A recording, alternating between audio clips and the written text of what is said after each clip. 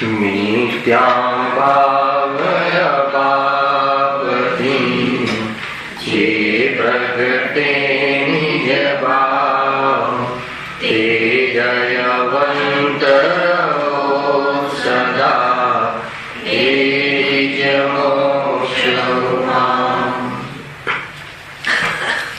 આ શ્રી મોક્ષ માર્ગ પ્રકાશક ગ્રંથ છે।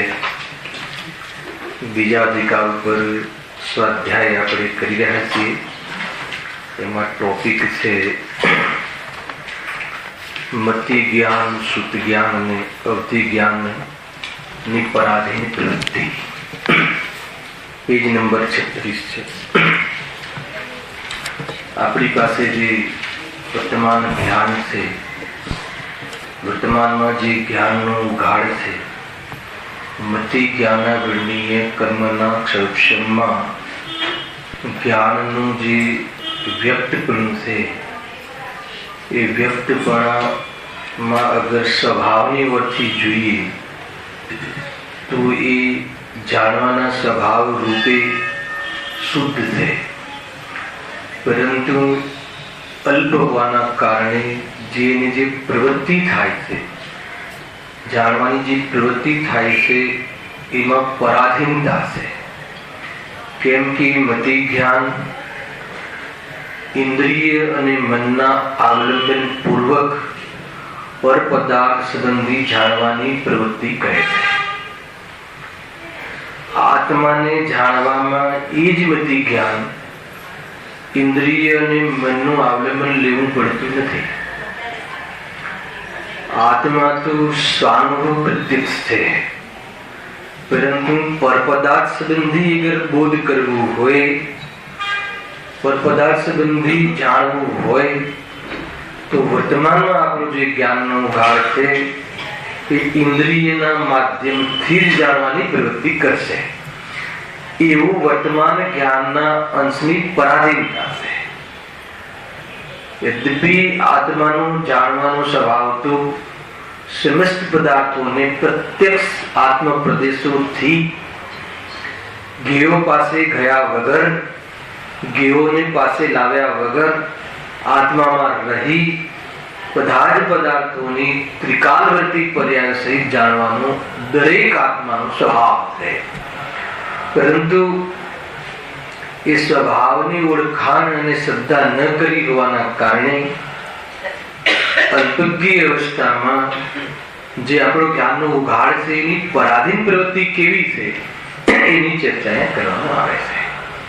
ઘણો પોર્શન આપણે ચાલી ગયો છે એ ટોપિકનો, પરંતુ એમાં મૂળ જે બિંદુ છે એમાં એમ કહેવું છે કે જે આ આંખના માધ્યમથી, કાનના માધ્યમથી ઇન્દ્રિયના આધીન જે જ્ઞાન છે, ઇન્દ્રિય આધીન જે જ્ઞાનની પ્રવૃત્તિ છે એ પરાધીન પ્રવૃત્તિ છે।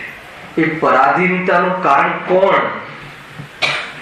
કોણ કારણ તો કે સ્વયં એની ઉપાદાન થતી યોગ્યતા, ઇન્દ્રિય નહીં। એક ઉદાહરણના આધાર પર લઈએ કે માની લો કે આપણી આંખમાં અથવા કાનમાં કંઈક ગરબડ થઈ ગઈ, કંઈક પડદો તૂટી ગયો કે આંખમાં મોતિયો આવી ગયો કે કંઈ પણ, તો હવે આંખ સંબંધી ઉદ્ગલ પદાર્થોનું જે જાણવું જે થાય છે એ કેવું થશે? કાં તો નહીં થાય, કાં તો અન્યથા થશે, કાં તો ઓછું થશે। 3 સ્ટેપ બતાવ્યા, હીન થશે। તો આવું જે જાણવું થાય છે એમાં કોનો દોષ? ચાલી ગયું છે ને આ બધું, તો કોનો દોષ? આંખનો દોષ ને અહીંયા ના પાડે કે એવી આંખના કાલમાં જે જ્ઞાન પરાધીન છે એ જ્ઞાન પરાધીનતા એ જ્ઞાનનો દોષ છે। ખરેખર તો આંખ ના હોય તો બી જાણવું થાય એવો આત્માનો સ્વભાવ। આ બિંદુ પર આખો વાત ચાલી રહે, તો એનાથી શું સમજવું છે? Second step. પહેલું સ્ટેપ ખ્યાલ આવી જશે કે જે પણ જે જાણવું થાય છે એમાં ઇન્દ્રિયોનો દોષ નથી, એ જ્ઞાનની પરાધીનતા છે, એ જ્ઞાનની ખોટ છે, એ જ્ઞાનની બીમારી છે। પહેલા તો એ નક્કી કરો। મેં એક બીજું ઉદાહરણ લીધું હતું લાસ્ટ ટાઈમ કે જેમ જેમ બુઢાપો આવે છે, ઇન્દ્રિયો શિથિલ થતી જાય છે, ભલે નિમિત્તની મુખ્યતાથી કથન કરવામાં આવે છે, પરંતુ એ વખતે ઇન્દ્રિયો શિથિલ થાય છે, એ વખતે જ્ઞાન શિથિલ થાય છે. તો એ જ્ઞાન શિથિલ થાય છે, તો એ જ્ઞાન ઇન્દ્રિયોની શિથિલતાના કારણે જ્ઞાન શિથિલ થયું કે એ અલ્પ જ્ઞાનનું એવી પરાધીનતા, એવું સ્વરૂપ છે કે જ્યારે ઇન્દ્રિય શિથિલ થાય. સમજો, ક્ષયોક્ષમ તો પંચેન્દ્રિયનો જ છે, ક્ષયોક્ષમમાં ફરક નથી પડ્યો, પણ વર્તમાન તત્સમયની યોગ્યતામાં ઇન્દ્રિયોની શિથિલતાના કાળમાં જ્ઞાન, જાણવું, સાંભળવું, દેખવું એ બધું કેવું થઈ જાય છે? મંદ પડી જાય છે તત્સમયની યોગ્યતામાં. તો એનું કારણ આપણે કોને દોષ આપીએ છીએ? બુઢાપાને, બુઢાપામાં થતી ઇન્દ્રિયોના નિસ્થિતિઓને. તો કહે છે કે એ જ્ઞાન, ઉપાદાન પર દ્રષ્ટિ કરો, એ જ્ઞાન તમારું હીન છે. તો એ જ્ઞાનની હીનતાને દૂર કરવા શું કરવું? નવું શરીર ધારણ કરવું, ફ્રેશ ઇન્દ્રિયો લેવી, કાં તો ઇન્દ્રિયોને ફ્રેશ કરાવી અને ઇન્દ્રિયોને રિપેર કરાવી. બે ઉપાય કરીએ છીએ આપણે. અહીંયા કહે છે કે એ ઉપાય નથી. જ્ઞાયકને જો શુદ્ધનો વિષય ચલાવે ગુરુદેવ, બસ એ આત્માને જો, તો એવું જ્ઞાન પ્રગટ થઈ જશે. કેમ કે જ્ઞાન જ્ઞાયકમાંથી આવે છે, ઇન્દ્રિયોમાંથી નહીં. તો એ જ્ઞાયકનો અનુભવ કરીને સ્થિર થઈ જઈશ તો કેવલ જ્ઞાન પ્રગટ થઈ જશે કે તારે બહારમાં શરીરની જરૂરત નહીં પડે. આ છે એક તો આખો આ ટોપિક થયો, એ માટે આપણે આ ભણી રહ્યા છીએ. બીજું, વર્તમાનમાં જે જ્ઞાન છે આપણું, એમાં પાંચ ઇન્દ્રિયો સંબંધી, પરપદાર્થો સંબંધી જે જ્ઞાનનો ઉઘાડ કોઈને વિશેષ છે, હે ને, જે ક્ષેત્રમાં જે વધારે જાણકાર હોય, જેને જે ક્ષેત્રમાં, કોઈને ડોક્ટરેટ, કોઈને વેપાર સંબંધી, કોઈને જે પણ, તે એ બધા બાહ્ય પદાર્થોનો જ્ઞાનનો ઉઘાડ વિશેષ છે. તો કહે છે કે એ ક્ષરક્ષમ જ્ઞાન છે, હિનધિક જ્ઞાન છે, એના પર તું અભિમાન નહીં કર. કેમ કે તું ગમે એટલો ડોક્ટર બન્યો હોય, હે ને, તો પણ એ મતિ જ્ઞાનમાં ઘણી ભૂલો થવાનો સંભવ છે. ભૂલી જાય છે ડોક્ટર એ સંબંધી જ્ઞાન, એ જ્ઞાન એ વખતે હીન થઈ જાય. તો કે જ્ઞાન પરાધીનના મતિ જ્ઞાનનું સ્વરૂપ એવું. એટલે મતિ જ્ઞાનનો તું મહિમા નહીં કર. મતિ જ્ઞાન જ્યાંથી આવે છે એનો મહિમા કર. આ જ્ઞાનનો સ્ત્રોત ક્યાં છે? આ જ્ઞાન, આ ચૈતન્ય ચમત્કાર, હે ને, આ થાંભલો છે, એમાં તો કોઈ ઝલકતું નથી, કઈ જાણતું નથી, માઇક કઈ જાણતું નથી, શાસ્ત્ર કઈ જાણતું નથી, પણ ચૈતન્યમાં જાણવું થાય છે. તો એ ચમત્કાર છે ને વિશેષતા છે. તો એ ચૈતન્યનો ચમત્કાર જે ચૈતન્યમાંથી આવે છે, ચૈતન્યનો તું મહિમા કરે તો તારું વર્તમાન જે અલ્પ જ્ઞાન છે એનો મહિમા નહીં આવે, અને એ જ્ઞાનમાં જાણવામાં આવતા જ્ઞેયોનો મહિમા નહીં આવે. તો તું જ્ઞાની થઈ જઈશ, સમ્યક જ્ઞાની થઈ જઈશ, આત્મજ્ઞાની થઈ જઈશ અને કેવલ જ્ઞાની બની જઈશ. ખ્યાલ આવે કે ક્યાં અટકે છે જીવ રાકેશભાઈ? વર્તમાન અલ્પ જ્ઞાનનું અભિમાન એક. બીજું, જ્ઞાનમાં જ્ઞેયો પ્રતિભાસે છે, તો જ્ઞેયોનો મહિમા, જ્ઞાનનો નહીં. આ બે જગ્યાએ જીવને અટકવાના ચાન્સ છે. અટકવાના ચાન્સ છે કે અટકેલો છે? અટકેલો છે. ખ્યાલ? થોડુંક શાસ્ત્રની વધારે જાણકારી હોય તો પોતાને બીજાથી અલગ ફીલ કરે. દરેક આત્મા દ્રવ્ય દ્રષ્ટિથી સમાન છે એ જોવાનો પુરુષાર્થ નહીં થાય નથી. સમજો, મારે બતાવવું છે. દરેક આત્મા જ્ઞાન સ્વભાવી છે, ચૈતન્ય સ્વભાવી છે, અનંત શક્તિઓનું પિંડ છે, એવા સમાન દ્રષ્ટિ નહીં થાય તો સામ્ય ભાવ નહીં આવે, સમતા નહીં આવે, અસ્થિર રહેશે. હવે એની કોમ્પિટિશન રહેશે એના દિમાગમાં, એના માનસમાં, એના ચિત્રપટ પર, માનસપટ પર, કે મને વધારે જ્ઞાન છે. અને એ જ્ઞાનનો ભરોસો કરવા જેવો નથી કે ઇન્દ્રિય આધીન જ્ઞાન છે, જ્ઞાનાવર્ણ્ય કર્મના ક્ષક્ષમના આધીન થતું જ્ઞાન છે. તથાપી જ્ઞાનમાંથી આવે છે, એક સાઈડ એ તો છે જ, પણ એ સાઈડ ન જોતા બહારના ઉતાર ચઢાવ ઉપર અભિમાન કરે છે. તો એ થોડાક કાળ સુધી શાસ્ત્ર જ્ઞાન પણ હીન થઈ જાય છે. અર્થાત તો એનાથી કોઈ વધારે જાણવા વાળો કોઈ આવી જાય છે તો શું કરે છે? અસ્થિર રહે છે, વિચલિત થઈ જાય છે. ખ્યાલ આવે કે નહીં? તો કહે છે કે દશા કેવી? આ બધી પરાધીનતા. અહીંયા કયો વિષય ચાલે છે કે મતિ જ્ઞાનની પરાધીન પ્રવૃત્તિ. અરે આ પરાધીનપણું છે, અને આ પરાધીનપણું છૂટી જાય એના માટે તું મતિ જ્ઞાનની પર્યાય ઉપર અભિમાન નહીં કર. ખ્યાલ? આ વિષય માં અનેક ઉદાહરણો છે, પણ આ વિષયનું શું તથ્ય છે એ વિષયનું તથ્ય ફરીથી આજે આપણે સ્થાપના કરી. હવે વિષય લાસ્ટ ટાઈમ જ્યાંથી છૂટ્યો છે ત્યાંથી આપણે શરૂઆત કરીએ. જો જે પહેલા પેરેગ્રાફો જે આગળ એક વિષય થઈ ગયો કે ઇન્દ્રિયોની આધીનતા, ઇન્દ્રિયોના માધ્યમથી થતા જ્ઞાનમાં પરાધીનતા, હે ને, કાન બેરો થઈ ગયો, આંખમાં વીક પણ આવી ગયું, હે ને, મનના પરમાણુઓ આગળ પાછળ થઈ ગયા, તો એ સંબંધી માનસિક જ્ઞાન, વિચાર જ્ઞાન પણ ગરબડ વાળું થઈ ગયું. ડિપ્રેશન જેને કહે છે, જેને જે પણ નામ આપતા હોય ડોક્ટરો, તો કહે છે કે મન સંબંધી જ્ઞાન પણ વીક થઈ ગયું. તો એ જે છે એ ઇન્દ્રિય આધીનતા આપણે લીધી હતી. પછી આ જે મતિ જ્ઞાનની હવે પછી આ હતું, જો વળી તે જ્ઞાનને તથા બાહ્ય દ્રવ્યોને પણ નૈમિત્તિક સંબંધ હોય. પહેલા દ્રવ્ય ઇન્દ્રિયોનું પરાધીનતા, પછી બાહ્ય દ્રવ્યોની પરાધીનતા, એટલું થઈ ગયું હતું આપણે. પછી બાહ્ય ક્ષેત્રની પરાધીનતા એ આજે ચલાવવાની છે. બે પરાધીનતા તો આપણે શીખી કરી દીધી હતી ને. ઇન્દ્રિયોની પરાધીનતા, મારે કોઈ શબ્દ જોવો હોય તો મારે આંખનો ઉપયોગ કર્યા વગર નહીં થાય. આમાં જ્ઞાની અજ્ઞાનીના ભેદ નથી, ચાહે સમ્યક દ્રષ્ટિ હોય કે ચાહે મિથ્યા દ્રષ્ટિ હોય, હે ને.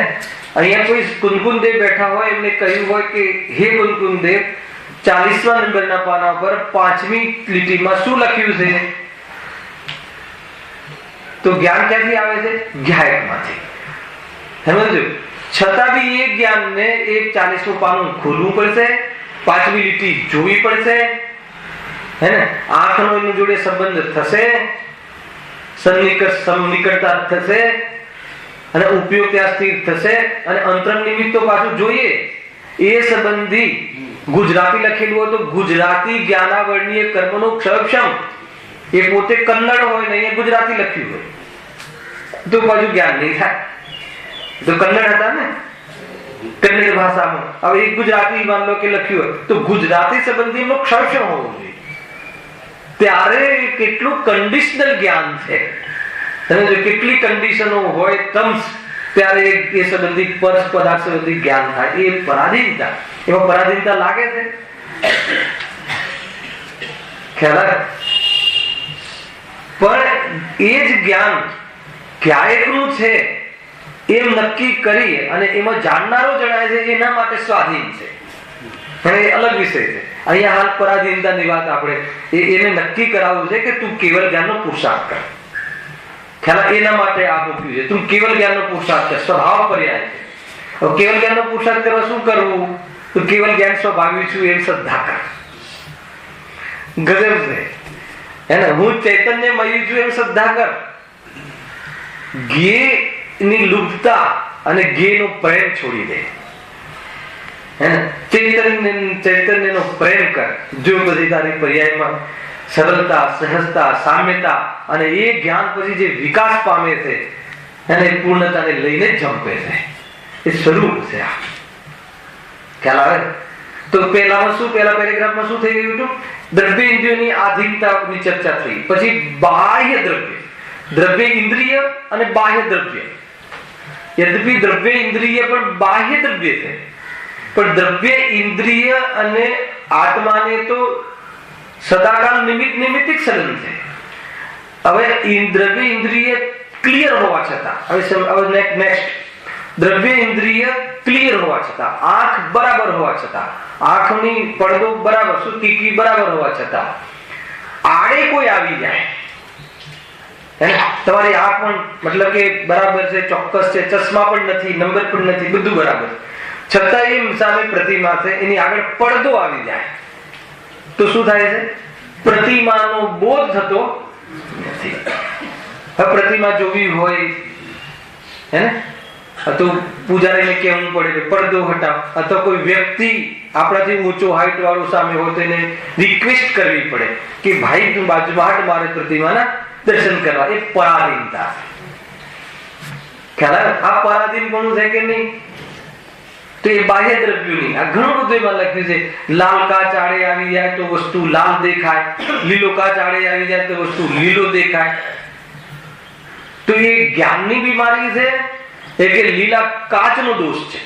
આ લીલો કાચ આડે ના આવ્યો જયેશભાઈ તો લીલું ના દેખાતું. જ્ઞાનની બીમારી છે. હલારો કે હવે કેવલ જ્ઞાની તો ત્યાં બેઠા છે, ક્ષેત્રથી પણ દૂર છે સિમિન્દ્રી ભગવાન. અને એમને તો આ થાંભલાનો કલર જોવો હોય તો વચ્ચે કેટલું ક્ષેત્ર દૂરવર્તી, વચ્ચે કેટલા આણા પદાર્થો અને હોલની અંદર તો હોલ બી નડવો જોઈએ તો કશું નડતું નથી. ત્યાં એમને જણાઈ રહ્યું છે કે સફેદ છે. અત્યારે રિપેરિંગ થઈ ગયું, બધું જ ખબર પડી જાય એમને. બોલો તો જ્ઞાનની તો એવી દિવ્યતા, કાંઈ નડતું નથી. જો જાણવાનો લોભને પોષવાની વાત નથી, જ્ઞાનનું સ્વરૂપ કેવું છે. અને તું વર્તમાન બધી જ્ઞાનમાં થોડી કલાકારી, થોડું એન્જિનિયરિંગ, થોડું આનું જાણે છે સંબંધી તો અભિમાન શાનું કરે છે? એમ વાત છે. એ અહીંયા બતાવો છે. બાયમાં થોડો આડો પદાર્થ આવી ગયો તો તારો આંખ સંબંધી હે ને. અહીંયા માની લો કે અહીંયા છોકરાઓ અવાજ કરતા હોય તો સાંભળવા સંબંધી, માઇક ડાઉન થઈ જાય, લાઇટ ના આવે તો સાંભળવા સંબંધી. ખ્યાલ ઉપયોગ સ્થિર નથી રહેતો એ આપણી કમજોરી છે.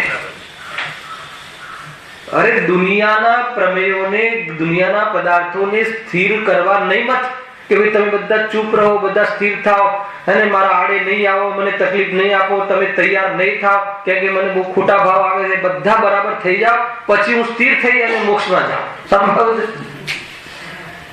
સંભવ છે? તો કે તું તારી કમજોરી જે છે એ કમજોરીનો ભાવ કર.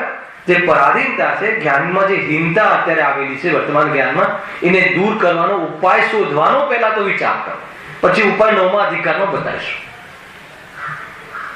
પેલા એકવાર અંદરમાં એવી જિજ્ઞાસા થવી જોઈએ કે નહીં આ પરાધીનતા છે, આ પરાધીનતા છે અને આ પરાધીનતા મને શોધતી નથી, તો આ પરાધીનતા દૂર કરવાનો ઉપાય શું છે? એટલા માટે તો બીજો ટોપિક શું લીધો? બાહ્ય પદાર્થો દ્વારા નિમિત્ત નૈમિત્તિક જ્ઞાનમાં થતી પરાધીનતા. ખ્યાલ? ચશ્મા આંખની અપેક્ષાએ બહિરંગ. ખ્યાલ? ચશ્મા આંખની અપેક્ષાએ બહિરંગ. હવે આંખ છે પણ મંદ છે આંખ તો ચશ્મા જોઈશે.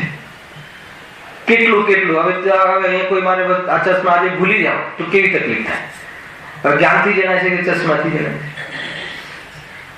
જ્ઞાનથી જ જણાય છે, પણ ચશ્મા હોય તો જ જણાય છે. આગળ આવી ગયું.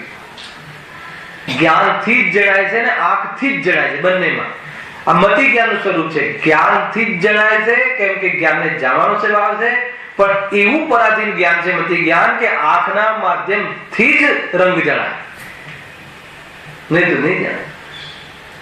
આંખનું માધ્યમ વગર રંગનો બોધ નહીં થાય, ચાહે જ્ઞાની હોય, ધર્માત્મા હોય તો પણ. કેમ કે મતિ જ્ઞાનની આ પરાધીનતા એની ખામી છે. ખ્યાલ આવે છે કે નહીં? એ લેવું છે. એ થોડુંક બાહ્ય પદાર્થો આડે આવી ગયા તો બસ એનું જ્ઞાન નથી થતું. ઘણું લખ્યું છે. દૂરબીન, દૂરબીન જોવે, દૂરબીનથી જોવે તો અધિક દેખાય તો એનું જ્ઞાન વધી ગયું. ત્યાં જે વસ્તુ છે એનાથી મોટી દેખાય તો જેવી છે એવી વસ્તુ ન દેખાવી, સમજો, એ જ્ઞાનની બીમારી છે. એ રીતે છે. તો અહીંયા બધું આવી ગયું. દુર્બીન બધું એ બાહ્ય પદાર્થોથી કેવી જાતની પરાધીનતા છે. હવે આગળ પેરેગ્રાફ અંતિમ. વળી એ જ્ઞાન વડે જે જાણવું થાય છે તે અસ્પષ્ટ જાણવું થાય છે. જેમ દૂરથી કેવું જાણે, નજીકથી કેવું જાણે. આ કયા સંબંધી પરાધીનતા? ક્ષેત્ર સંબંધી પરાધીનતા. નજીકથી કેવું જાણે અને દૂરથી કેવું જાણે. ઉદાહરણ આપ્યું હતું મેં લાસ્ટ ટાઈમ, કદાચ આ બે લીટી પણ થઈ ગઈ હતી. ક્ષેત્રથી દૂર હોય, માનો કે આપણે વિમાનમાં બેસીએ છીએ, વિમાન ઉડતું જાય છે, ઉડતું જાય છે, ઉડતું જાય છે, તો નીચેના જે મકાનો હોય છે 100 માળના, એ માચીસ જેવા દેખાય છે. દેખાય છે ને? હવે માચીસ જેવા છે, આપણું ઘર માચીસ જેવું છે, તો વિમાનમાંથી માચીસ જેવું દેખાય છે. તો એ દોષ જ્ઞાનનો. થોડું ક્ષેત્રથી દૂર શું ગયો કે જેવો પદાર્થ છે એવો નથી જણાતો. જેમ પાછો નજીક આવે તો દેખાતું જાય. મુંબઈ આવડું દેખાય, નીચે આવીએ તો થાય નથી તું. અને આપણે જોવા પણ બારી ખોલીએ છીએ, કેવું પડદો બારી એટલે પડદો ખોલીને જોઈએ છે ને કે કેવું દેખાય જેવું નથી દેખાતું. એટલે દોષ છે એક ક્ષેત્રવર્તી પરાધીનતા. કોઈ વ્યક્તિ દૂર હોય તો મતલબ કે એનો ફેસ આખો દેખાય, નિર્ણય ના થઈ શકે કે એ જ વ્યક્તિ છે કે નહીં, એવું તો જ્ઞાન છે. તો એ આ બધી જ્ઞાનની ખામીઓ હે ને. કયા જ્ઞાનની ખામી? મતિ જ્ઞાનની, કે જે જ્ઞાનનો આપણે અભિમાન કરીએ છીએ. મારી તો આંખ એવી છે, એવું મતલબ કે હું બરાબર આમ કાકરા અને ઘઉં જુદા દેખાય, પછી ઉંમર થઈ જાય એટલે એ ઉંમર જવાનીમાં કેવી મતલબ, અને એક વાત આમ બાજુમાં કાંઈ બી અવાજ થાય તો સંભળાઈ જાય, વહુ શું વાત કરે છે સંભળાઈ જાય. અને પછી 50-60 વર્ષ થાય એટલે ગીરવૃદ્ધ જીવ હોય, શું વાત કરે છે સંભળાતું જ નથી, મારી વાત કરતા હશે કે નહીં. હવે એક કાન જો સારા હોત તો બધું સંભળાત કે નહીં? તો એ પરાધીનતા અનુભવ કરે છે કે નહીં? અરે તું તો એવો ચૈતન્ય પદાર્થ છે કે એ વ્યક્તિ તારા સંબંધી 100 વર્ષ પછી બી શું કહેવાનું છે એ જણાય એવો તારો સ્વભાવ છે. ખ્યાલ આવે કે નહીં? અરે શું કહેવાનું છે નહીં, એના મનમાં શું છે એ પણ તને જણાય એવો તારો સ્વભાવ છે. તું ક્ષેત્રથી દૂર બીજા પંચમ કાલમાં છે ને, હવે તું બીજા કાલમાં હોઈશ અહીંયા, અને એ હશે માની લો કે ત્યાં વિદેશ ક્ષેત્રમાં, તો પણ તારા વિશે શું વિચાર છે એ તને જણાવી દેશે. ખ્યાલ આવે છે કે નહીં? એવો તારો સ્વભાવ. પણ મારો વર્તમાનમાં કેવી દિશા થઈ રહી છે? થોડાક વર્ષ થાય, જયારે 50 વર્ષ પહેલા તો એટલું જબરજસ્ત હતું કે બાજુમાંથી કોઈ ફરકે હે ને તો બી સંભળાય, અને અત્યારે કાનમાં આવીને મશીન નાખીને કહે છે તો પણ નથી જણાતું શબ્દ સંબંધી. શું થયું? કે એવું તો તારું જ્ઞાન છે. એવો જ્ઞાયક છે નથી કેતા, જ્ઞાયક તો બહુ જબરદસ્ત છે, પણ વર્તમાન તારી જ્ઞાની એવી હીણી દશા, આવરણ જનિત જે હીણી દશા, જ્ઞાનાવરણી કર્મનો એવો ઉદય, વર્તમાન જ્ઞાનની એવી યોગ્યતા, કેટલી પરાધીનતા છે. જાણવાની ઈચ્છા તો ઘણી છે, પણ જાણવાની યોગ્યતા ઘણી ઓછી છે. મતિ જ્ઞાનની, શુદ્ધ જ્ઞાન અને અવધિ જ્ઞાન. તો કેટલી દુઃખ થશે એને. તો શું કરવું? તો કે આત્માનો તું બસ ઉપયોગ સ્થિર કરી લે, કેવલ જ્ઞાન પ્રાપ્ત કરી લે, એ સિવાય બીજો કોઈ ઉપાય નહીં. આગળ તો મોક્ષ પ્રકાશ તો જબરજસ્ત ગ્રંથ છે કે જે જીવ એમ વિચારે કે હું કેવલ જ્ઞાન પ્રાપ્ત કરી અને બધાને જાણી લઉં, તો કહે છે કે આને કેવલ જ્ઞાન સ્વભાવનો મહિમા નથી, ત્યાં પણ એને તો હજુ ઘેર ડૂબતા જ છે, એ હજુ એને કેવલ જ્ઞાન ન થાય. પણ આ તો એક શું કરે, તારું છે તારે ઘણું બધું જાણવાનો સ્વભાવ છે, એ સ્વભાવને તારે પ્રગટ કરવો હોય તો તું સ્વરૂપમાં સ્થિર થઈ જાય. જ્યાં ઇન્દ્રિયો ખુલે છે ત્યાં મર્યાદિત જ્ઞાન છે. જે પણ આવી લોજિક છે જીતુભાઈ, કે જે પરાધીનપણું હોય ને એ મર્યાદિત છે. કોઈ માણસ આપણને મદદ કરે તો કેટલી કરે, કોઈ કરી શકતો નથી, મગજમાં રાખજો હે ને. પણ લૌકિક દ્રષ્ટિમાં પણ પરાધીનપણું જે છે ને, અને સ્વાધીન હોય તો બીજાના ભરોસે કેટલું જીવન. ઓર લોજિક આગળ વધારતા જાઓ.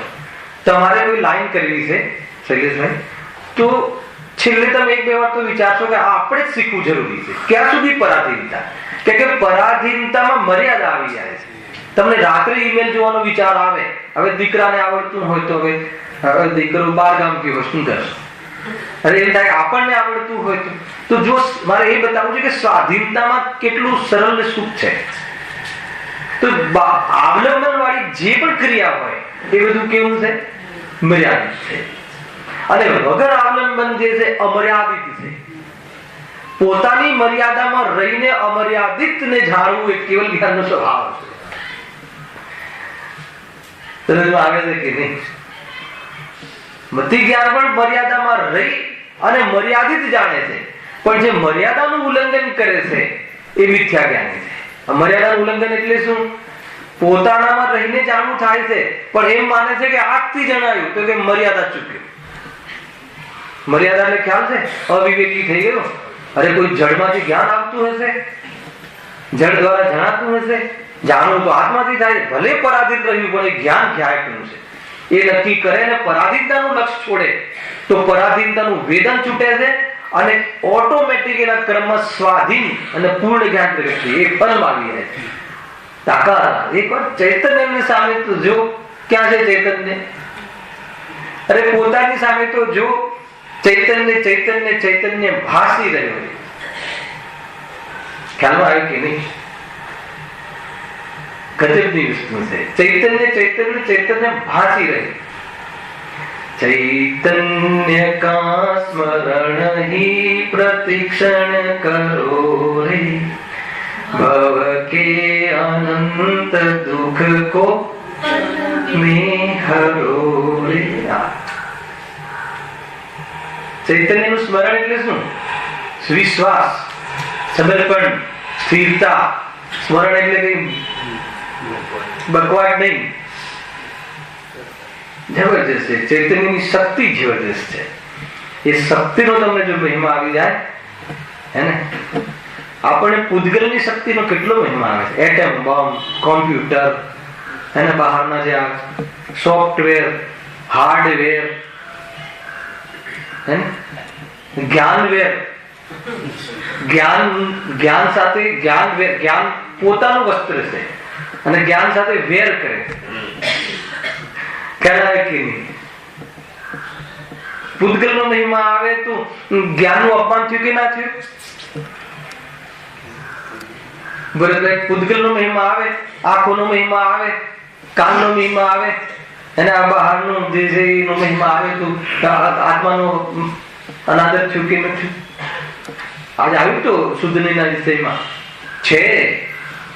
શરીર આદિ પર્યાયથી જોતા અલગ અલગ દેખાય છે પણ આદરણીય નથી. એક ક્ષણિક સત છે, ત્રિકાળ સત નથી. શરીર સંયોગમાં આવીને જે અવસ્થા થાય છે એ ક્ષણિક સત છે, અસત તો નથી. સ્વભાવની અપેક્ષા અસત છે અને પર્યાય અપેક્ષા ક્ષણિક સત છે અને એને જાણવા વાળું જ્ઞાન ત્રિકાળ સત છે. બોલ તારે ત્રિકાળ સત પર મોહવું છે કે ક્ષણિક સત પર? આવે આખી વસ્તુ પરાધીન જ્ઞાન છે. અને મતલબ કે જ્ઞાનનો જબરજસ્ત સ્વભાવ છે. હું આ પરાધીન જ્ઞાન પર શું કરી રહ્યો છું, કેમ મારું મતલબ સ્વકાળમાં આ કાર્ય થઈ રહ્યું છે, વિચાર કરો. આ વિચાર કરે એ પાત્રતા છે આત્મદર્શનની. વળી એ જ્ઞાન વડે જે જાણવું થાય છે એ જ્ઞાન એટલે કયું? મિતિ જ્ઞાન. આપણી પાસે જે છે અત્યારે જાણવું થાય છે તે અસ્પષ્ટ જાણવું થાય છે. અસ્પષ્ટ કહ્યું હે, મલિન છે, નિર્મલ નથી. કોની વાત છે આ? પહેલા ગુણસ્થાન થી લઈને 12મા ગુણસ્થાન સુધીનું જે જાણવા રૂપે જ્ઞાન છે એ નિર્મલ નથી. ખ્યાલ આવ્યો? જ્ઞાની નહીં પણ આંખમાં મોતિયો આવે છે. જ્ઞાની પણ દોરીને સાપ જાણે છે, સાપને દોરી જાણે છે. કેમ કે એનું છદ્મસનું જ્ઞાન જે છે અવલંબન વાળું જ્ઞાન. એ પણ એવું વિચારે છે આ ભાઈ છે કે આ ભાઈ છે, કોણ હશે આ? તો એનું જ્ઞાન અસ્પષ્ટ છે, અસ્પષ્ટ છે, નિર્મલ નથી. હે ને? સમ્યક દર્શન વાળું સમ્યક જ્ઞાન નિર્મલતાની વાત નથી. અહીંયા જાણવાની ક્વોલિટીની વાત છે. નિર્મલતા જાણવાનો સ્વભાવ તો એવો છે, પરંતુ વર્તમાનમાં એ જ્ઞાનમાં ખોટ છે. તો એ કેવું? તો એ નિર્મલ નથી. જો હવે આગળ, હવે કાળ સંબંધી પરાધીનતા. તત્કાળ કેવું જાણે, ઘણા વખતે કેવું જાણે. આ કાળ સંબંધી પરાધીનતા હે ને, આપણા બરાબર માનો ઘણી વખત આપણે વાંચતા હોઈએ ને તો બરાબર યાદ હોય અને પછી કઈ કહેવું હોય અહીંયા તો ભૂલી જવાય. થોડાક સમય પછી ભૂલી, અરે એટલી કાળ સંબંધી તો દરેકને અનુભવ હશે, દરેકને. આમ મતલબ કે હું ફોન કરું ફેક્ટરીમાં, ઓફિસમાં કે કંઈક કહેવું છે, ફોન કરું એટલી વારમાં શું કહેવું છે ભૂલી જવાય. તો જ્ઞાનનું એવું સ્વરૂપ છે. બને છે કે નહીં? દરેકને બનતું હશે ને. પછી એવું કે શાના માટે ફોન કર્યો હતો, શું કહેવું હતું? જ્ઞાન બસ જતું રહ્યું સંબંધી જ્ઞાન, હિમ થઈ ગયું, નથી હવે ખ્યાલમાં રહેતું. બને છે કે નહીં? કેળમાં છોકરું હોય ને શોધે, આંખ પર ચશ્મા હોય ને શોધે, દરેક જણ સાથે કાંઈ કાંઈ બનતું હશે. માથા પર ટોપી હોય ને શોધે, ઝઘડા કરે કે ટોપી કાઢો, જરૂર છે લગ્નમાં કે ટોપી તો પહેરી છે. બને છે નથી બનતું. હવે ટોપીઓ જતી રહી. આ તો જૂના ઉદાહરણ છે, ગુરુદેવના પ્રવચનોમાં આવે એ વખતે ટોપીઓનો ફેટ અજય હશે, પણ જે ભૂલી જાય છે કે નહીં. તો કાલવર્તી થોડોક સમય થાય હે ને એટલે એ સંબંધી જ્ઞાનહીન થઈ જાય છે. વારંવાર રિચાર્જ ન કરીએ, એ સંબંધી વારંવાર માન લો કે સ્મરણ ન કરીએ તો એ સંબંધી જ્ઞાન, એ વિષય સંબંધી જ્ઞાન કેવું થઈ જાય છે? હિમ થઈ જાય ને, જતું રહે. તો જ્ઞાનની એવી હિમતા છે, યાદ રાખવું પડે છે. તો અહીંયા એવું બધું છે નહીં. સમ્યક જ્ઞાન, અરે કેવલ જ્ઞાનમાં તો કોઈ વાત જ નથી. કેવલ જ્ઞાનમાં એવી વસ્તુ જ સ્વરૂપ જ નથી. અહીં કહ્યું ઘણા વખતે કેવું જાણે, તત્કાલ કેવું જાણે, ઘણા વખત પછી કેવું જાણે ભૂલી જવાય કે શું કહ્યું હતું, શું નતું કહ્યું. લખીને રાખવું પડે, નોંધ કરી રાખવી પડે. અને નોંધ કરી રાખે એ વખતે પાછું હાજર હોવું જોઈએ. અરે એને વાંચવાનો વિકલ્પ આવવો જોઈએ. અમે ઘણી વખત આ ઉપાય કરીએ ઓફિસમાં કે ભાઈ તમે ભૂલી જાઓ છો ને તો પછી નોટ્સ રાખો દરેક કામનો. હે ને 2 વાગે આને ફોન કરવો, 3 વાગે આ કરવું, પણ પછી જોવાનું પણ યાદ આવવું જોઈએ ને. અરે એના માટે શું કરવું, હવે એના માટે શું કરવું. આ બધું શું છે? જ્ઞાનની પરાધીનતા છે. બધી જ્ઞાનની આવી પરાધીનતા. એ નક્કી કરો. અને એમાં પરાધીનતા, એમાં આપણે આકુલતા થાય છે કે નહીં? કેટલી આકુલતા થાય છે કે શું કહ્યું તું, શું કહેવાનું છે, શું નથી કહ્યું. તો આ કાળ સંબંધી એને એક પ્રકારથી એની પરાધીનતા છે. જો કોઈ પદાર્થ સંશય રૂપ જાણે, કોઈને અન્યથા પ્રકારે જાણે, તથા કોઈને કિંચિત માત્ર જાણે. આ રીતે આ બધું સંશય રૂપે. સંશય એટલે કોઈ ઓલી શંકાની વાત નથી. આપણે આ આત્માની શંકા, ભ્રમની વાત, સંશય થાય, શંકા થાય કે મેં કહ્યું હતું કે નહીં કહ્યું, એવી જાતિની શંકા પેદા થાય. અને શંકામાં શું થાય? આકુલતા થાય. તો એ આકુલતા એટલે એવું જ્ઞાન છે. પરાધીન જ્ઞાનમાં એક પરાધીન પડવું છે એનો વિભાવ છે, અને જાણવું એનો સ્વભાવ. એક જ અંશમાં 2. હવે એક જ અંશમાં 2 જો ના હોય, સમજો, જો પરાધીન ના હોય તો સંસાર ના હોય, અને એ વખતે સ્વભાવ મોજૂદ ના હોય તો મોક્ષનું કારણ ના મળે. તો એક જ અંશમાં 2 વસ્તુ મોજૂદ છે, બસ જોવાની કલા તને આવડવી જોઈએ તો કે કામ થઈ જશે. એક જ પર્યાયમાં આ 2 વસ્તુ છે. ખ્યાલ આવે છે કે નહીં? હવે વખતે તું સ્વભાવ તરફ લક્ષ કરી નાખ્યું. આખિરકાર શું કામ જાણવું છે? પર પદાર્થો સંબંધી જાણવાના પાછળ તમારો ઉદ્દેશ શું છે? અરે પર પદાર્થનું જાણવાનું જે જ્ઞાન થાય છે તો જ્ઞાયકનું છે ને. જાણવું ક્યારે ના થતું હોય તો બતાવો, જાણવું બંધ થઈ જતું હોય તો બતાવો, જાણવાનું કાર્ય સ્ટોપ થઈને જળ થઈ જતું હોય તો બતાવો. તો જાણવું જે થાય છે એ જાણનારને પ્રસિદ્ધ કરે છે. એમ તું જાણી લે તો આ બધું મારે જાણવું છે તો ભીલ ઉઠતા છે. ધ્યાનમાં આવે છે કે આપણે છઠ્ઠી ગાતા ચાલે છે. આ બાજુ જબરજસ્ત એક સાથે કેટલા વિષયો. અહીંયા મતિ જ્ઞાનની વાત ચાલે છે, ગુરુવારે મારે જ્ઞાન ગુણ સંબંધી વાત ચાલે છે, સવારે છઠ્ઠી ગતામાં સ્વબર પ્રકાશન સંબંધી ચાલે. બધી જગ્યાએ જ્ઞાનનો વિષય જબરજસ્ત ચાલે એક સાથે. બહુ ઉજળો વિષય છે, કેમ કે ચૈતન્યથી આ જીવ ઉજળો છે. જો એમાં ચેતનતા જતી રહી હોત, ચૈતન્ય આજે બી પૂરો છે. ચૈતન્ય સ્વભાવ આજે બી પૂર્ણ. પૂર્ણ એટલે શું? કે એમાં કોઈ પ્રવેશ, જળની ઇફેક્ટ થઈ ગઈ હોય, જળની અસર થઈ ગઈ હોય, એવું આજે પણ ચેતન સ્વભાવમાં નથી. કોને? એકેન્દ્રિયથી લઈને દરેક જીવને, અજ્ઞાનીને, જે નથી માનતો એને પણ કાંઈ બગડ્યું નથી. એ સ્વભાવ સુરક્ષિત છે. એની તરફ દ્રષ્ટિ કરવાના માટે આ મતિ જ્ઞાન તરફ આપણે જે મતિ જ્ઞાન તરફ લક્ષ કરી નાખ્યું છે. મતિ જ્ઞાન એટલે હિમ જ્ઞાન, પર પદાર્થના ઇન્દ્રિયોના માધ્યમથી જાણવા વાળું જ્ઞાન. એનો તમે મહિમા આવી જાય. અરે જ્ઞાનનો મહિમા તો એ વખતે પણ એને નથી આવતો. ખરેખર તો એને જ્ઞેયોનો જ મહિમા આવે. ખ્યાલ આવે? માનો કે એક એન્જિનિયર છે અને એક અભણ છે. તો એન્જિનિયર છે એનો મહિમા એમાં કોણ પ્રસિદ્ધ થયું? એન્જિનિયર છે એમાં કોણ પ્રસિદ્ધ થયું? કે જ્ઞાન પ્રસિદ્ધ થાય છે કે અને આ સંબંધી જ્ઞાન છે તો એમાં જ્ઞાન પ્રસિદ્ધ થાય છે, એમાં જ્ઞાન પ્રસિદ્ધ થાય છે. પણ એ ક્યાં અટક્યું છે કે મને આટલા પદાર્થો આ મેટલ સંબંધી બહુ જ્ઞાન છે એટલે મને મેટલ નું જ્ઞાન છે, તો એ મેટલ સંબંધી જ્ઞાન છે એનું મહિમા આવે છે, એના બોર્ડ લગાવે છે, ડિગ્રીઓના નામ લખાવે છે, અને પત્રિકા નાની હોય તો બી 4-5 ડિગ્રી હોય બધું લખાવે છે. તે 5 ડિગ્રી છે નહીં છે, કેવલ જ્ઞાનની ડિગ્રી મોટી ડિગ્રી છે ને, લખાવે છે જેટલી બી હોય એટલી, પૂરી ના કરી હોય તો બી લખાવે છે. મારું ધ્યાન કોઈક વખત પત્રિકા હાથમાં આવે તો આ બધું જાય કે શું કામ છે, શું બતાવવા માંગે છે, હે MBBS પછી MD પછી ફોરેન રિટર્ન પછી ફોરેન જઈને બી આને હાડકાનું જ્ઞાન કરી ગાયકનું જ્ઞાન કરી લે તું સુખી થઈ જાત. રહસ્ય તો એ હતું અરે હાડકાનું જ્ઞાન કરવા તારે ફોરેન જવું પડ્યું, અહીંયા બેઠા બેઠા થઈ જાય એવું છે. તું ગજર છે કઈ હાથ નહીં લાગે. ખ્યાલ આવે કે નહીં? ગુરુદેવની તાકાત છે, કહે કે તું બધા પાપના ધંધા છે, પાપ જ વધારે છે, બીજું શું કરે છે? એનો રસ છે ને, જાણવું દોષ નથી, એમાં જે રસ છે એનો દોષ છે. તું કઈ નહીં કરવું સંકેત કે કઈ નહીં કરવું, એન્જિનિયરિંગ બનવું એ કરવું લાગે છે તને, અને ગાયકનો અનુભવ કરવો એ કરવું લાગતું નથી.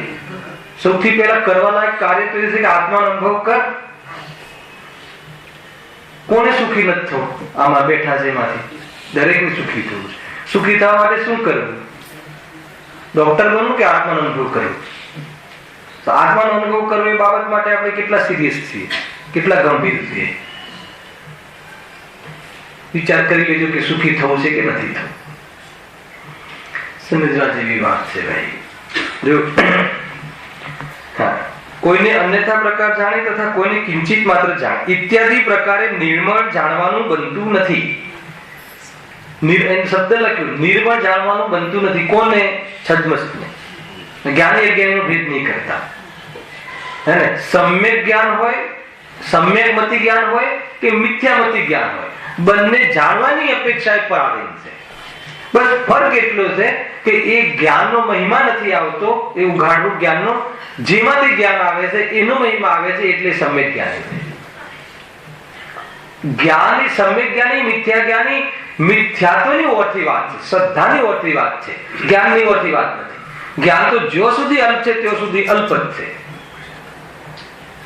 અજ્ઞાનીની મેં ડેફિનેશન ઘણી વાર લીધી હતી. એક અજ્ઞાની કોને કહેવાય? કે જેનામાં જ્ઞાન નથી, અજીબ, જે જાણતું નથી, દેખતું નથી. એક અજ્ઞાની કોને કહેવાય? કે જેને જ્ઞાયક સંબંધી ભ્રમ છે, એને અજ્ઞાની કહેવાય. એક અજ્ઞાની કોને કહેવાય? કે જે અલ્પ જ્ઞાન છે, કેવળ જ્ઞાનની અપેક્ષાએ એને પણ અજ્ઞાની કહેવાય.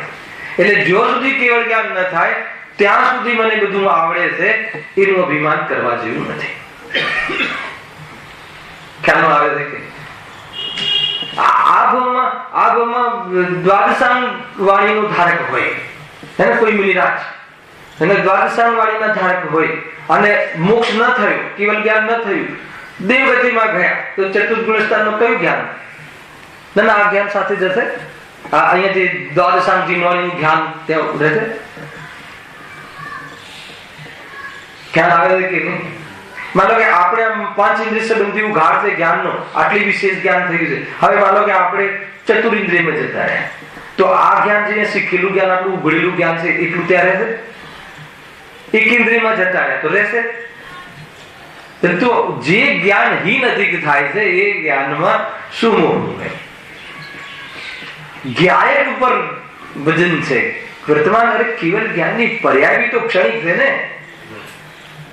કેવલ જ્ઞાનની પર્યાયનો પણ મહિમા આવી જાય તો કહે છે કેવલ જ્ઞાન દૂર થાય છે. વાત ક્યારે? કેવલ જ્ઞાનની પર્યાય એક સમયની આવી અનંતી પર્યાયો જ્યાંથી આવે છે, જેને જોવાથી આવે છે, જેના લક્ષ્યથી આવે છે, જ્ઞાયક એવું છે એ સાથે રાખવું, નહીં તો બધું જ જીરો થઈ જશે. જો આપણે પાઠ લઈ રહ્યા છે પરાધીનતા, છતાં હું તમને દર વખતે ક્યાં જવું આ સમજીને બતાવું, પરાધીનતા સમજીને ડિપ્રેશન નથી કરાવવું મારે, કે જૈન ધર્મ ડિપ્રેશન માટે નથી. અરે પરાધીન છે પણ તું આ બાજુ જો એટલા માટે તું તને આ બતાવવામાં આવે છે. એ રીતે જો આગળ એમ એ મતિ જ્ઞાન પરાધીનતા પૂર્વક ઇન્દ્રિય તથા મન દ્વારા પ્રવૃત્તિ છે. બરાબર છે.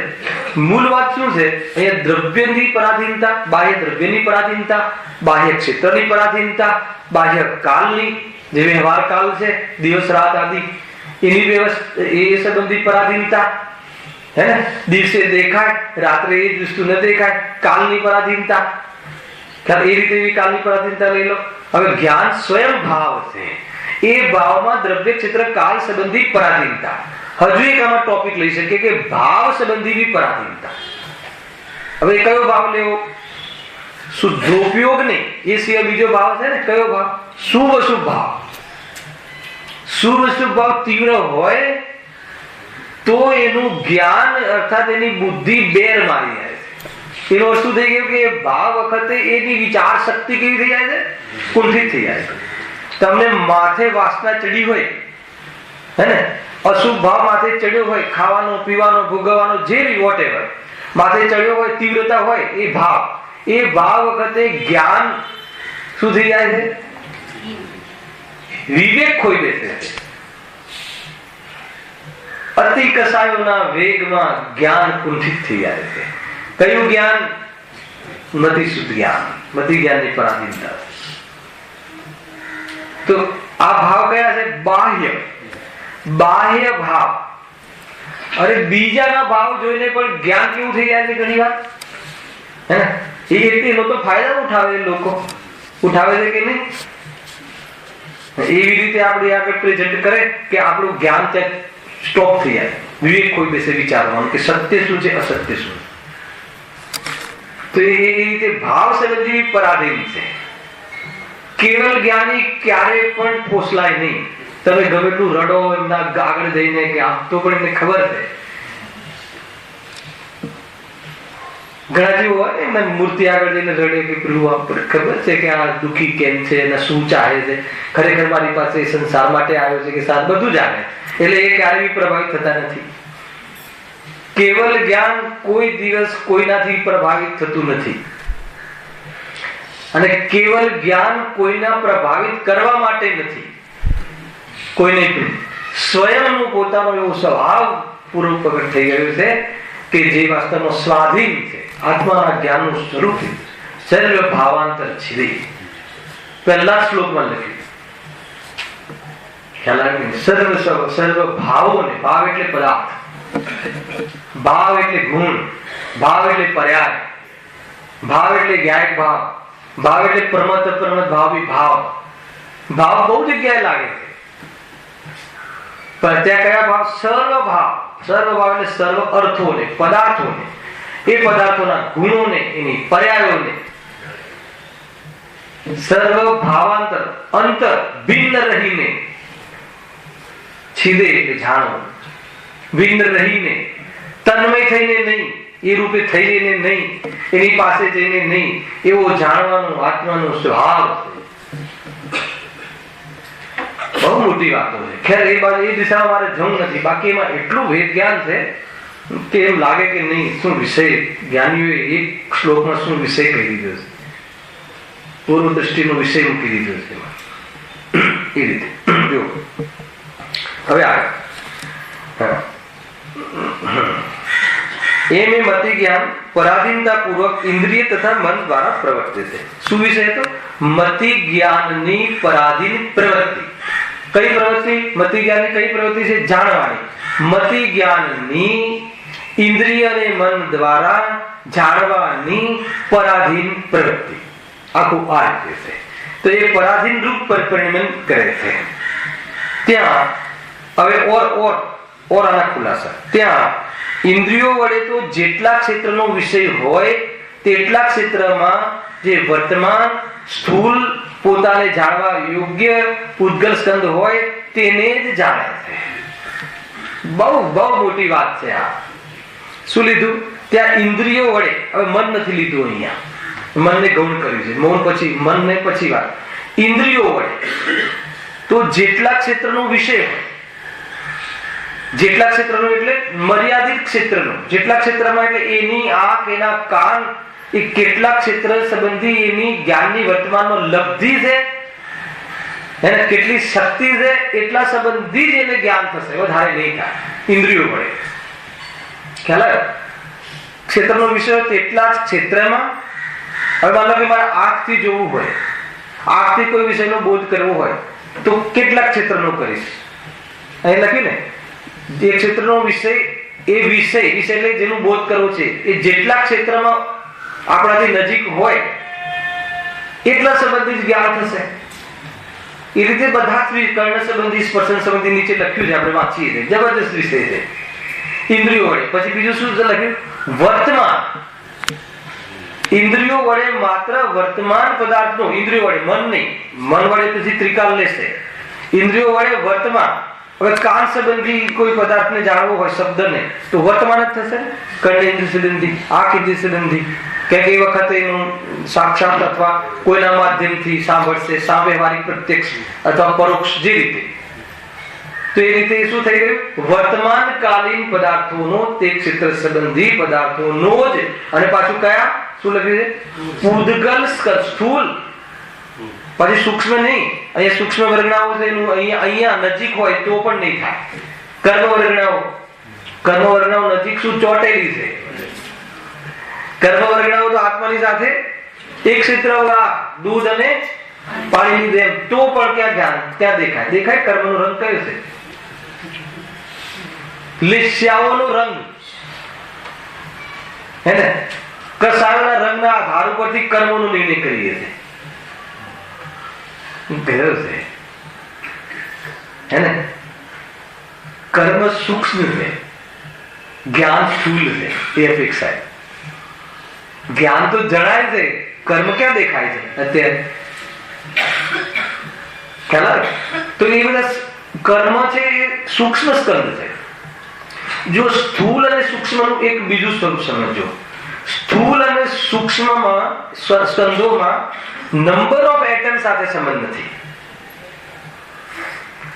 હે ને? નંબર ઓફ એટમ સાથે સંબંધ નથી. માનો કે સૂક્ષ્મ કોઈ હોય સ્કંદ, એમાં ઓછા પરમાણુ, અને સ્થૂળ સ્કંદ હોય એમાં વધારે પરમાણુ. થાંભલામાં વધારે પરમાણુ કે કર્મમાં વધારે પરમાણુ?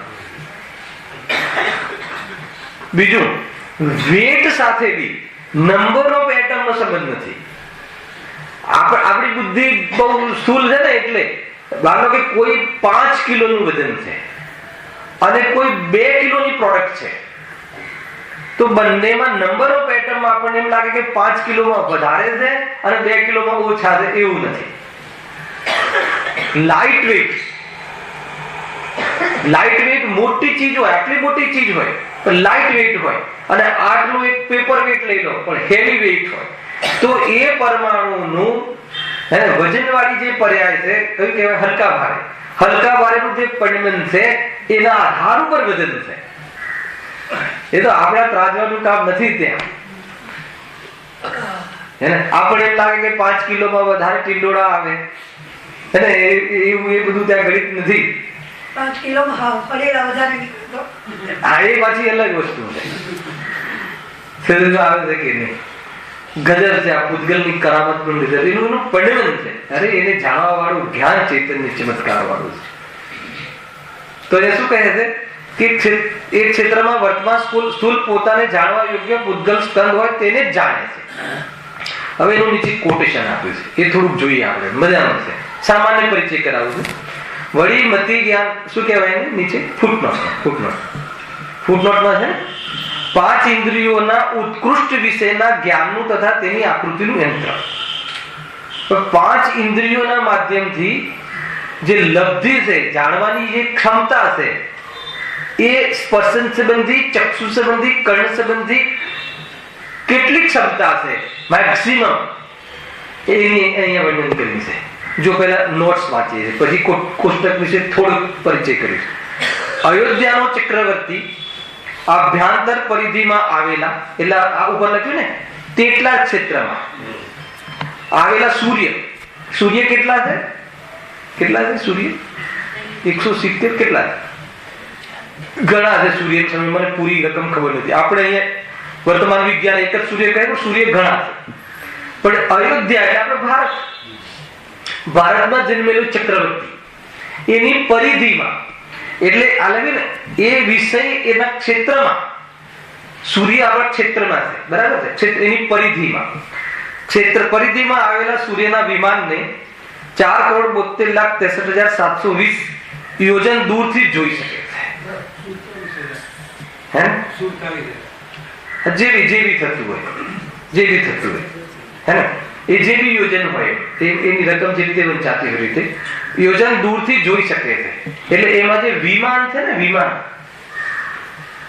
સૂર્યમાં વિમાન, અર્થાત એમાં વિમાન એટલે અંદરમાં જે ચેતાલય છે, એમાં જે પ્રતિમા છે, એને આંખના માધ્યમથી અયોધ્યામાં રહીને જોઈ શકે એવી એ લબ્ધિ, ચક્ષુ ઇન્દ્રિય સંબંધી એટલા ક્ષેત્ર પ્રમાણ જાણવાની એની ક્ષમતા છે. ખ્યાલ આવે છે કે મેક્સિમમ આપણે બી ચક્રવર્તી પદ હોય એ વખતે આપણે બી ચક્ષુ ઇન્દ્રિય સંબંધી જ્ઞાનની એટલી ક્ષમતા થઈ શકે છે. તો એ સારી વાત છે કે એ ખોટ બતાવી છે? તો કે એના પછીનું જ્ઞાન એ નથી થઈ શકતું. એને પણ વધારામાં વધારે એટલું પૂરું નહીં આવે છે કે નહીં, એ રીતે જો આગળ લખ્યું છે, તેથી ચક્ષુ ઇન્દ્રિયનો ઉત્કૃષ્ટ વિષય તેટલો છે. ચક્ષુ ઇન્દ્રિય સંબંધી જે બોધ પદાર્થોનો બોધ થાય છે એનો ઉત્કૃષ્ટ વિષય, ઉત્કૃષ્ટ ક્ષેત્ર કેટલા યોજન દૂરનું એ જાણી શકે, તો કે આટલા યોજનનું. ઉપર પ્રમાણે ઇન્દ્રિયના વિષયનું જ્ઞાન મર્યાદિત હોવાથી તે મહાપરાધીન છે. આ મહાપરાધીન જ્ઞાન કહે છે. ખ્યાલ જો ઉપર પ્રમાણે પ્રત્યેક ઇન્દ્રિયની વિષય જાણવાની લબ્ધિની પ્રગટતા ઉત્કૃષ્ટપણે હોય છે.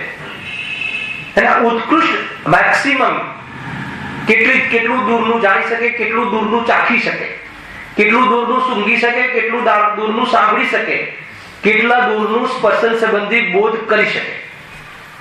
હવે શું કહેવું છે જો હવે એ લીટીનો ઉપર જો સ્પર્શન ઇન્દ્રિય કોને હોય? બધા જ જીવોને, બધા સંસારી સંગી પંચેન્દ્રિય એક ઇન્દ્રિયથી લઈને બધાને. સ્પર્શન ઇન્દ્રિય તો એક ઇન્દ્રિયને પણ છે. હવે એકેન્દ્રિય જીવનું પણ 400 ધનુષ.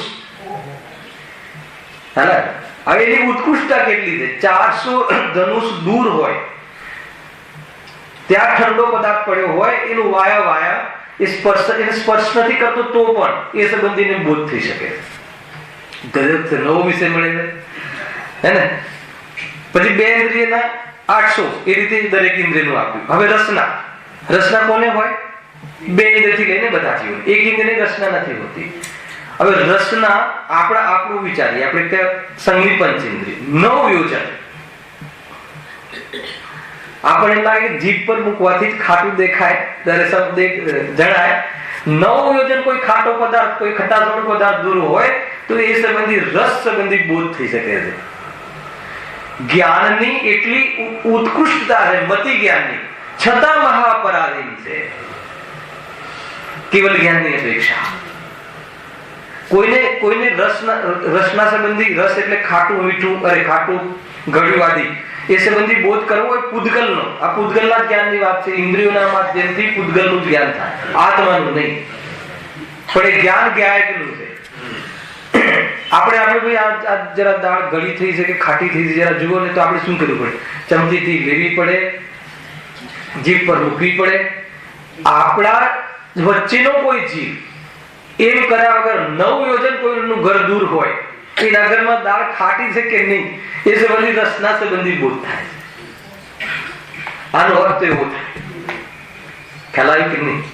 છતાં આપણે અર્થવલાદીમાંથી આનો વિસ્તાર ઓર બી શું વિશેષતા છે ક્યારેક વાંચીશું, અહીંયા તમને બતાવીશ. સમજવા જેવો વિષય છે.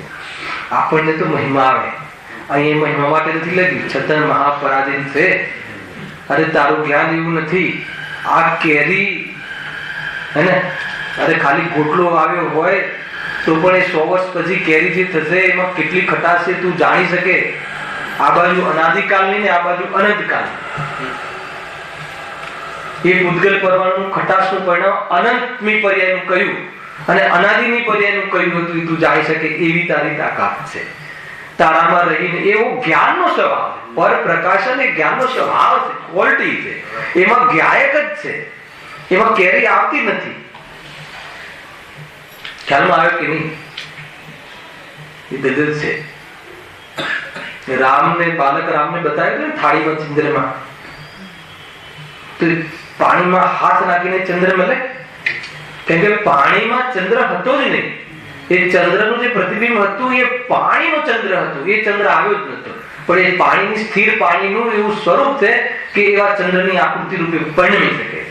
એ રીતે સ્થિર જ્ઞાનનું અર્થાત જ્ઞાનનું, હે ને, કેવલ જ્ઞાન લઈ લો તો સ્થિર જ્ઞાનનું એવું સ્વરૂપ છે કે સમસ્ત પદાર્થોના આકારો થાય એવું જ્ઞાનનો આકાર છે. એ જ્ઞેયાકારમાં કોણ છે? જ્ઞાન છે. એ જ્ઞેયોનો આકાર નથી, એ જ્ઞેયાકારનું જ્ઞાનનો આકાર. એમાં જ્ઞાન જ જ્ઞાન છે, જ્ઞાન જ જ્ઞાન છે. એટલે જ્ઞાનનું એ સ્વરૂપ છે. આપણે શું મહિમા આવી જાય? અરે મેં આને જાણ્યું, મેં આને જાણ્યું. અરે જેને જાણ્યું કલા કે નહીં. હમણાં આઈન્સ્ટાઈન નો લેખ આવ્યો તો વાંચ્યો હતો કોઈ પેપરમાં? વાંચ્યો હતો ને? જબરજસ્ત. આઈન્સ્ટાઈને એક લેખ લખ્યો હતો ને, આખી છઠ્ઠી ગાથા હતી એમાં. મેં તો મલાડમાં તો એના પર પ્રવચન કર્યું. એને એમ લખ્યું કે ભાઈ હું બધા જ પદાર્થોનું બંધારણ વિશે મેં ઘણી શોધ કરી, પણ જેને આ જાણ્યું, આ શબ્દ જેને જાણ્યું એવા જાણનારાને મેં ન જાણ્યું, એટલે હું અત્યારે અપૂર્ણ મહેસૂસ કરું છું.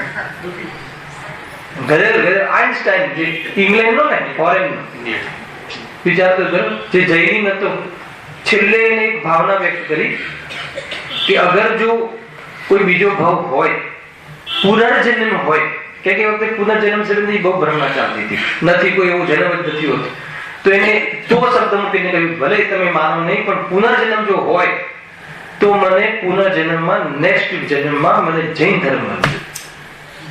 અને સમજમાં આવે છે? એટલો મોટો વ્યક્તિ, લૌકિક દ્રષ્ટિ, આઈન્સ્ટાઈન એટલે મોટો વૈજ્ઞાનિક, જ્યારે એમ કહે કે મને જૈન જન્મ મળ્યો, કે હું પદાર્થોનું બંધારણ સિદ્ધ તો કરતો રહ્યો, પણ જેનામાં સિદ્ધ થાય છે આ બંધારણ, જેના દ્વારા જણાય છે એ જાણ્યું નહીં, એ જ મારું, એટલે હું અત્યારે અપૂર્ણતા ફીલ કરું છું. મારા એ જ રહી ગયું છે, એટલું નક્કી કરીને ગયો આ ભાવી. ગજબ છે, સમજવા જેવું છે ભાઈ. જો એટલે એ પ્રમાણે આ ફૂટનોટમાં એ બતાવે છે કે ઇન્દ્રિયો સંબંધી મેક્સિમમ કેટલું જાણી શકે, તો કે આટલા યોજન દૂર આટલું જાણી શકે, પણ એ મહાપરાધીનતા છે. તારો તો પૂર્ણ જાણવાનો સ્વભાવ છે, હે ને? 10:30 થઈ ગયા છે. હવે મન દ્વારા જે છે એ નેક્સ્ટ કાલે બહુ સરસ વિષય છે કે ઇન્દ્રિયો વડે શું પરાધીનતા છે, કે ખાલી ઇન્દ્રિયો વડે શું જાણવું થાય છે? એ જ ક્ષેત્રમાં રહેલા વર્તમાન કાલે ઉદ્ગલ પદાર્થોનું જાણવું થાય છે. એમાં પણ મેક્સિમમ કેટલું જાણવું થાય છે? પૂરું જાણવું નથી થતું, પણ મેક્સિમમ આટલું જાણવું થાય છે. એ જાતિનું અહીંયા આપણને ઇન્દ્રિય જ્ઞાન કહે છે, જેને ઇન્દ્રિયના અવલંબનથી થતું જે જ્ઞાન છે એની પરાધીનતા. જ્ઞાન ન ઇન્દ્રિયનું હોય છે કે ન જ્ઞાન પરનું હોય છે. જ્ઞાન તો જ્ઞાયકનું હોય છે, પણ ઇન્દ્રિયોની સંગતિ કરે એ જ્ઞાનને ઇન્દ્રિય જ્ઞાન કહેવાય છે. એમાં એટલી પરાધીનતા છે, એને જાણવાની, પોતાના કાર્ય કરવામાં એટલી પરાધીનતા છે. તો એ પરાધીનતા જો એને મિટાડવી હોય તો કહે છે કે તું એનો મહિમા છોડ, ક્ષયક્ષમ જ્ઞાનનો મહિમા છોડ, એમાં જાણવામાં આવતા જ્ઞેયોનો મહિમા છોડ, જેમાં જાણવું થાય છે ક્યાંથી આવે છે જ્ઞાયકનો મહિમા કર, તો કહે આ પરાધીનતા નીકળી જશે. સહેજાનંદી